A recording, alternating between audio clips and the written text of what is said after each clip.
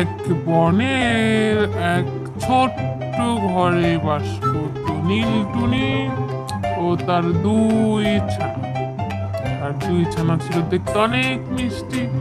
নীলটুনি তাদের পাশের প্রতিবেশী ছিল আরেক টুনি, কিন্তু ওই টুনি দেখতে অতটাও সুন্দর ছিল না। তার স্বামী ছিল টোনা, খুব পাজি, খুব দুষ্ট। সে সারাদিন কোনো কাজ করতো না, শুধু টুনিকে বকাবকি করতো আর টুনিকে শুধু কাজ করতে বলতো।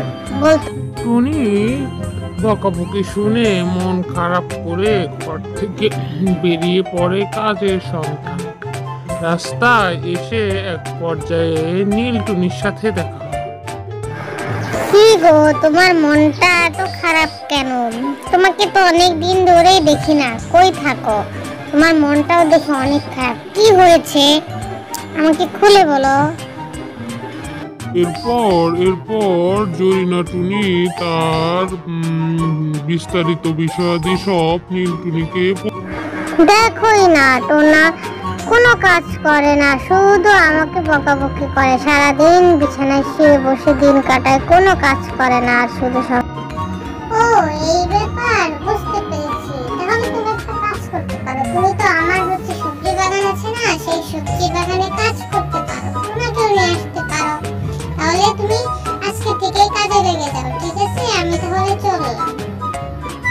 টুনির থেকে কথা শোনার পরে জরিনা টুনি হাঁটতে হাঁটতে আবার সে বাড়ির দিকে যেতে লাগলো, কারণ বাড়ি গিয়ে টোনার কাছে শুনতে হবে যে সে তাকে কাজ করতে দিবে কিনা টুনির বাসায়।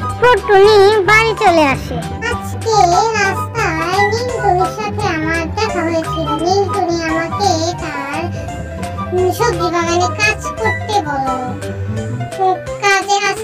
এরপর টোনা জরিনা টুনিকে যাওয়ার পারমিশন দিয়ে দেয়। তারপর জরিনা টুনি হেঁটে হেঁটে পথ পাড়ি দিয়ে নীলটুনির সবজি বাগানে গিয়ে কাজ করতে শুরু করে।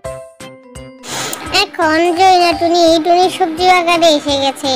এসে দেখে নীলটুনি ও তার তিন ছানা তারাও সবজি বাগানে কাজ করতেছে, সবজি বাগান তদারকি করতেছে যে জরিনা টুনি কেমন কাজ করে সেটা দেখার জন্য। নীলটুনি দেখতেছে জরিনা টুনি অনেক পরিশ্রমী, অনেক কাজ করতে পারে। সে সবজিগুলো পরিষ্কার করতেছে, তুলতেছে, সেগুলো আবার হাটে নিয়ে বিক্রি করতে হয়।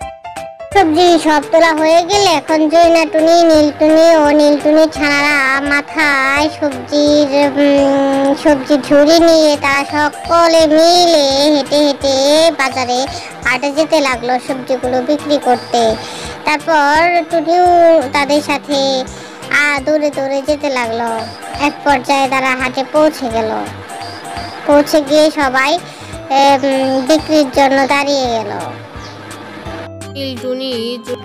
এখন জরিনা টুনি বাজারে গিয়ে সেগুলো সুন্দর করে বিক্রি করতে লাগে গুছিয়ে।